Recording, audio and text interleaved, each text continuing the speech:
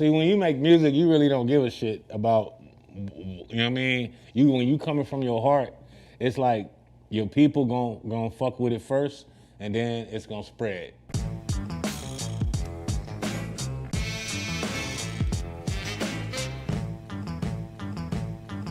And it's like I had my whole hood with me and shit, and you know niggas from the coast, from East Dago, you know, just it was like, and I hope it get back to the way it used to be. But back then it was more unity with the Crips. You know what I'm saying? Like in my neighborhood, everybody would come. You know what I'm saying? Like the coast, niggas from Linda Vista, you know, all East Dago. You know what I'm saying? It's like all different hoods used to come to the set, and we used to have these big ass, you know, parties and cookouts and shit like that. And it just, I don't know where the fuck that went. You know what I'm saying? Like why the fuck we ever stopped having our situations like that to where everybody's at odds, niggas killing each other from their own hoods and all kind of bullshit like that. When you was in Virginia and working on your music, did you just go to Queens? Did someone pick you up? How did you end up where your music was in Jam Master Jay's hands? Oh no, I had a manager named Nate Motley. Nate Motley was he was a guy from New York, from Queens, and he was going to college at Norfolk State University, and he was my first manager, and that's how I got the plug with Jam Master Jay. He knew all those guys from growing up in Queens. You know what I mean? Did you get to meet some of the other artists that were from New York that Jay was working with? The only ones at the time was Onyx and Joe Sinister, another artist they had that Jam Master Jay scooped up. And Joe Sinister was working with Eric Sermon, and I remember him. He was kind of off, like kind of weird. Like he would start shit with strangers in the street, type of weird. You know what I'm saying? Like that's weirdo shit to niggas that I you know. As far as Onyx, we always been cool. You know what I'm saying? I remember being on.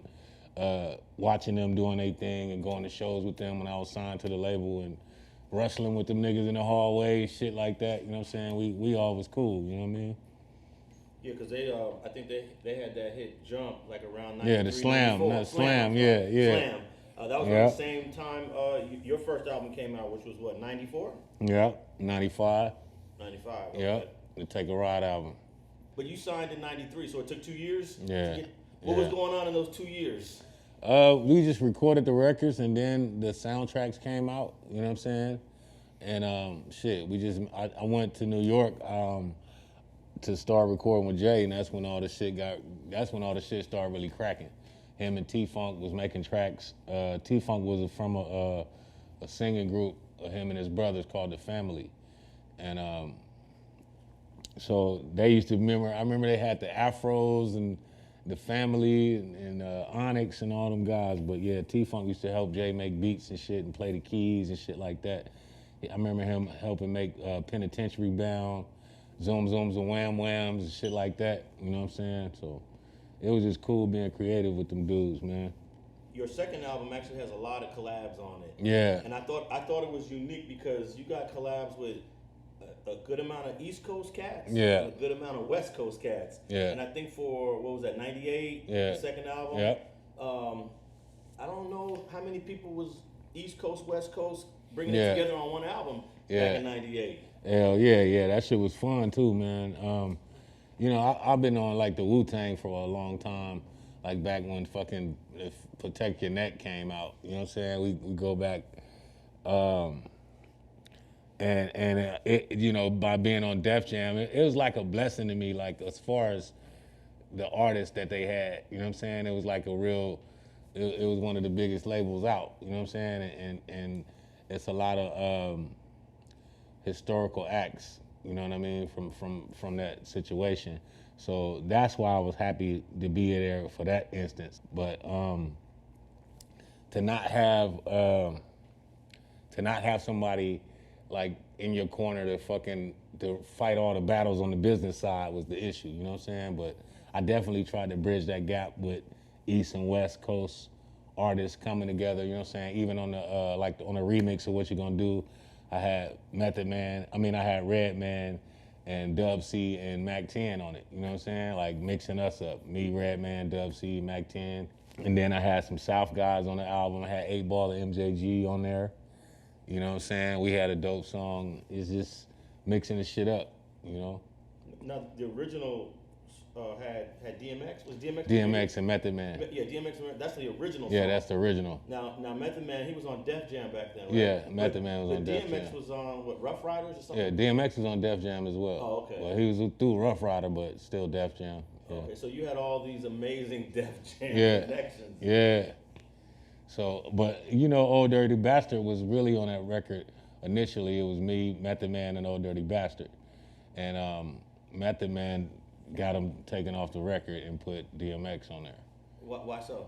Because he first was saying some some vulgar shit, you know what I'm saying, that I couldn't use for the radio, and he was trying to charge 20 racks for the shit, you know what I'm saying?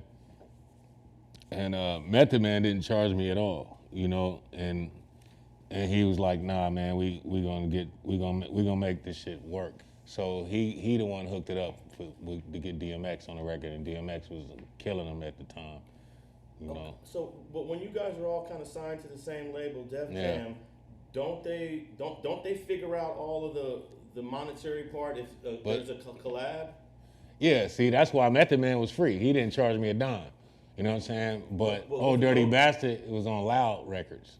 You feel me? Or one of those other, he wasn't on Def Jam at the time. You know what I mean? So he probably like, this nigga got the Def Jam budget. Let me hit him in the head for 20 racks. And it's like, nigga, I'm not paying no rapper no $20,000 for no verse. Did you get to hear it at least? And he was talking about fucking bitches in the ass and shit. Oh, shit. You know what I'm saying? And he came on singing like a whole long ass, just doing some shit like that, and then he started talking about fucking bitches in the ass, and I was like, nigga, I mean, I'm talking about bitches' assholes too, but I'm doing it in a certain way, to where it's not, you know what I'm saying? The shit is on the radio, and they don't even know what I'm talking about. So how do you tell someone like ODB that, nah, I'm not interested, I'm not gonna pay? Like, does that kind of sever the relationship a little bit? I don't know, because I hadn't even had a conversation with a Method Man. I guess he told him or whatever. And he probably didn't give a fuck. He was like, nigga, you trying to charge the homie the $20,000. Fuck that. We went and got DMX. And DMX was the hottest rapper on the planet at the time. So it all worked out. You know what I mean? No disrespect to Old Dirty, though. Shout out to Old Dirty, you know what I'm saying? I hope we still got that version. Kenny McLeod might have it, because we was at the Black Hole Studio out in Hawthorne where we was recording that. So hopefully Kenny McLeod might got a version of that. When Def Jam is based on the East Coast, why are you recording out here in the LA area? Because shit, it's cracking out here. This is where everybody used to be at. Or we'd be at the Hit Factory in New York, but I don't know. I'd rather be out here, you know what I'm saying? It's just a different energy. And a lot of artists, you know, be right there in Hollywood recording, you know what I'm saying? Busta Rhymes, fucking Method Man, Redman, just shit, everybody, you know what I'm saying? Ja Rule and them used to be out here thick. It's just an energy, man, a good energy in Hollywood. Like, as far as recording and shit like that, it's a lot of studios out there where, you know, people come. I mean, I remember I ran into Shaquille O'Neal one night, and fucking, I was like, hey, man, how you doing? I'm Jayo Felony. And that motherfucker picked me up like, hey! He's like, come to the studio tomorrow. So I went to the studio, man, and it was crazy. He was playing the Seattle Supersonics, and we was watching him play basketball and shit, and he was coming to the studio after. But it's just the energy, man. Like, you know, you don't know who you'll run into out here recording this shit. Thanks for watching StreetTV.net. If you're not subscribed, please hit that button below and click the bell to receive alerts and notifications. Feel free to comment below so you can give us your feedback, and be sure to watch the 2 related episodes to the right. If you want to support this platform or follow us on social media, visit the links in the description, and thanks for watching StreetTV.net.